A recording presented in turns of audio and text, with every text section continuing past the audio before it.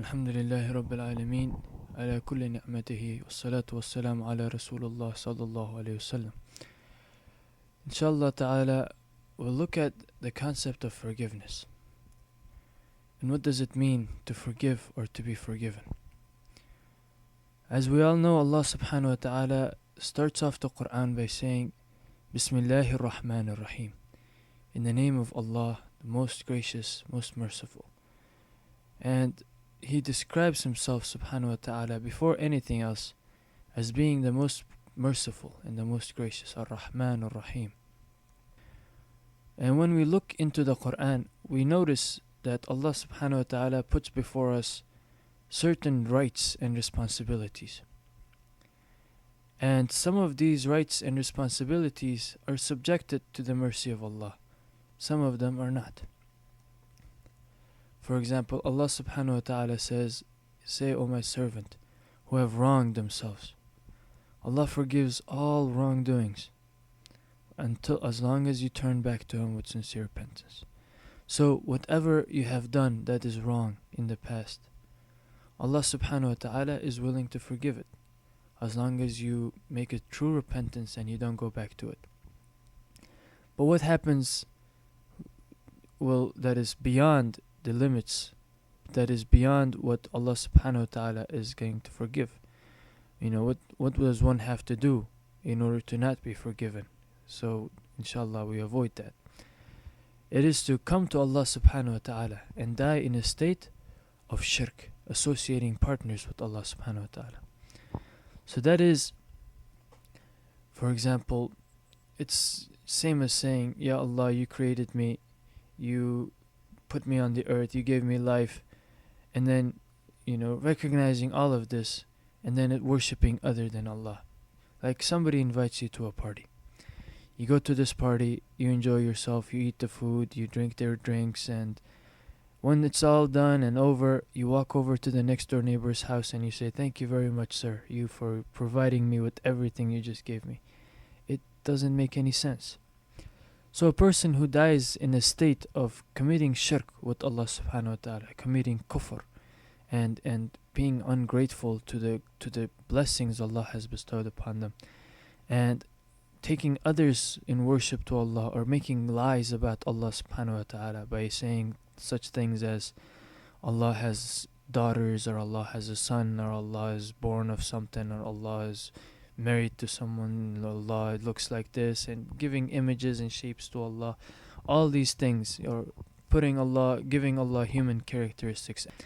All these things, Allah subhanahu wa ta'ala says He will not forgive until you go to Him with tawheed, with recognizing His oneness. Now, Allah subhanahu wa ta'ala, He is the most merciful, the most gracious. There is nothing we have done in our lives that is greater than His mercy. There is no sin that we have that is greater than His mercy. But He has prescribed for Himself that He will not forgive those who commit kufr with Him. So, we have to recognize the greatness of Allah subhanahu wa ta'ala is that if He were to take every single person on the earth and just forgive them and enter them into paradise, it wouldn't make any difference to Him. And if He were to take every single person, righteous or non-righteous, and put them in hellfire, it wouldn't make any difference to Him. But Allah subhanahu wa ta'ala has also said He is Al-Adl, the most just. Now things get a little clear. Okay, so Allah is most merciful, then why does He punish people? Because He is also just. He does not forgive injustice. Injustice in what way? You can commit injustice in 4 different levels. You can have injustice when it comes to the rights and responsibilities bestowed on you in regards to Allah subhanahu wa ta'ala. For example, Allah has asked us to worship Him, and you worship somebody other than Him, that is injustice. You have taken the right that is due to Allah subhanahu wa ta'ala and given it to somebody else. The second one is the huquq al-ibad, the rights and the responsibilities bestowed upon you when it comes to dealing with other people, dealing with the other creation of Allah subhanahu wa ta'ala. And this injustice, it can take place when you steal from somebody, when you physically hurt somebody, when you backbite somebody, and when you damage somebody else's name, honor, property, anything that you do to another person that is wrong, that is unjust, it falls under this category. And Allah subhanahu wa ta'ala will not forgive that person until the one who is the victim of the person forgives him. And the third category is حقوق al-ahli, the rights and responsibilities your family has upon you, and the responsibilities that you have towards your family. And the person who commits injustice in that sense is, mistreating the wife, or the wife mistreating the husband, the brothers and sisters fighting among each other, breaking family ties, things like that. This is also injustice in that level. And the final one is injustice committed against yourself. As Rasulullah ﷺ said, your body has a right over you. So some people, they mistreat their bodies. They don't take care of their health. They don't do what Allah subhanahu wa ta'ala commanded them to do to save themselves from hellfire. All of this falls under the category of injustice against yourself. Now, in essence, all of it is injustice against yourself, because in the end, Allah is just. And when you do injustice towards Allah, or when you do injustice towards other people, or when you do injustice towards your family or against yourself, it all ends up being injustice against yourself. And when the justice is made on the Day of Judgment, it is you who will suffer. So we want to emphasize on حقوق al-ibad today. As Rasulullah ﷺ was sitting with the companions, he asked them, who is the most bankrupt person in my ummah? The Sahaba, they said, Ya Rasulullah, the bankrupt is the one who has no dinar, no dirham. He has no bank accounts. He's got no stocks in the market. He has no liquid assets. He has no investments in anything. That's the bankrupt person. Rasulullah ﷺ said, no, the bankrupt one in my ummah is the one who will come on the Day of Judgment. And he will have mountains of deeds. He has prayed, he has fasted, he has given charity. But at the same time, he has harmed this person, and he has cursed this person. He has taken the wealth of this person.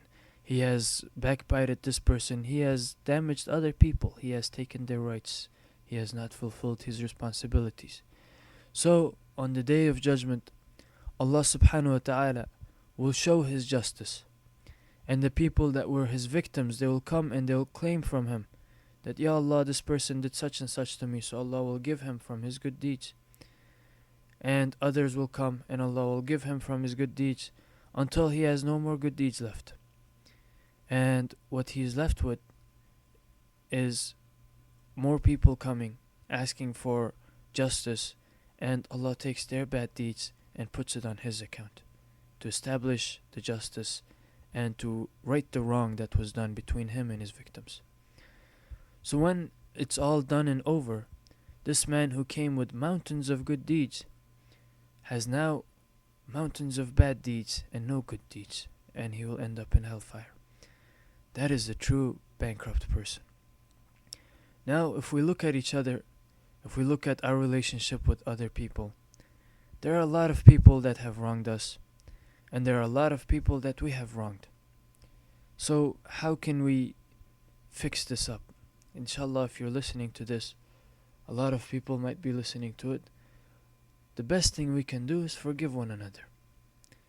As Rasulullah ﷺ was sitting in the masjid one day, he looked at the companions and he said, the next person to enter the masjid will be from the people of Jannah. And the companions, they're eager, they're waiting who it is that will enter the masjid.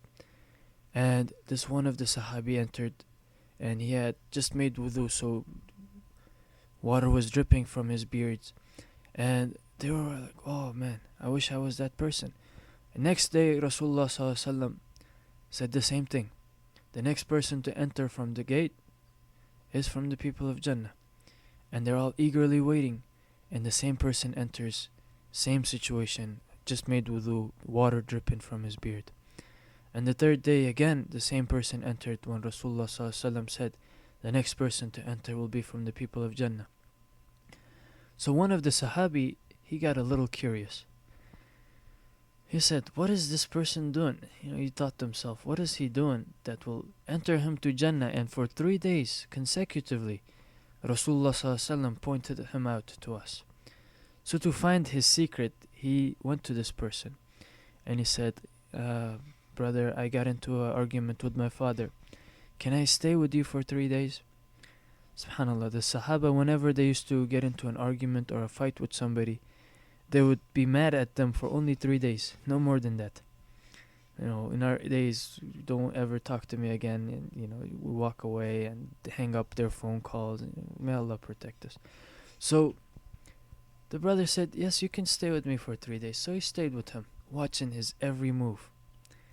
Every single motion this person makes, the Sahabi is taking notes. And the results came out. He found nothing special.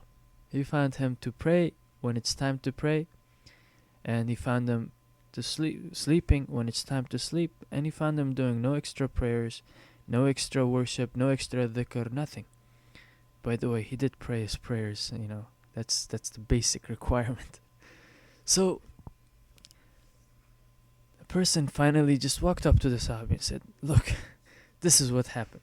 3 days in a row, Rasulullah ﷺ said, you are people of Jannah. And I got curious, I wanted to know what's going on. So, what's the secret? What do you do? Tell me, please, I want to know.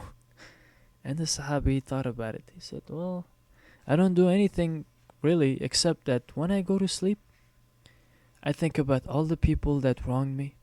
I think about all the people that hurt me, that maybe insulted me, that may have spoken against me behind my back, that may have harmed me emotionally, physically, whatever. I forgive all of them. Even the people that tow your car. Even the people that give you tickets on the street. Forgive all of them. And that was enough to enter this man into Jannah. Now, what does that mean in terms of our situation? We're living in this life, moment after moment, this experience which we call life. We have bad moments, we have good moments. And when we're dealing with others, we're human beings, we slip, we say things we're not supposed to say, we do things we're not supposed to do. And Allah subhanahu wa ta'ala, He's just. He may forgive every single sin we do when we're alone, when we're hidden from the eyes of the people, when we're only harming ourselves. But when we stand up and harm other people, Allah subhanahu wa ta'ala will establish justice. So to make the account on us easier on the Day of Judgment, think about every single person you have harmed. Think about every single person that you have spoken ill against. Think about every single person that you have done something wrong to. And ask Allah to put in their hearts to forgive you. And think about every single person who has mistreated you. Think about every single person who may have taken your wealth without you knowing, who may have backbited you, who may have spread rumors about you, who may have hurt you emotionally, physically, spiritually, whatever, who may have done black magic on you, whatever they have done. Just forgive them. Just let it go. Because when you hold on to these things, you burden the heart with hatred and envy and anger. And, today in psychology they have discovered that all these emotions that we hold on to so tightly, that are destructive in nature, they destroy us from inside. So just let it go. Just let it go and forgive all of them. And Allah subhanahu wa ta'ala, He says about Himself, He is Ar-Rahman Ar-Rahim. He is the most merciful. He is the most forgiving, Ghafoor. So Allah is more forgiving and more merciful than us.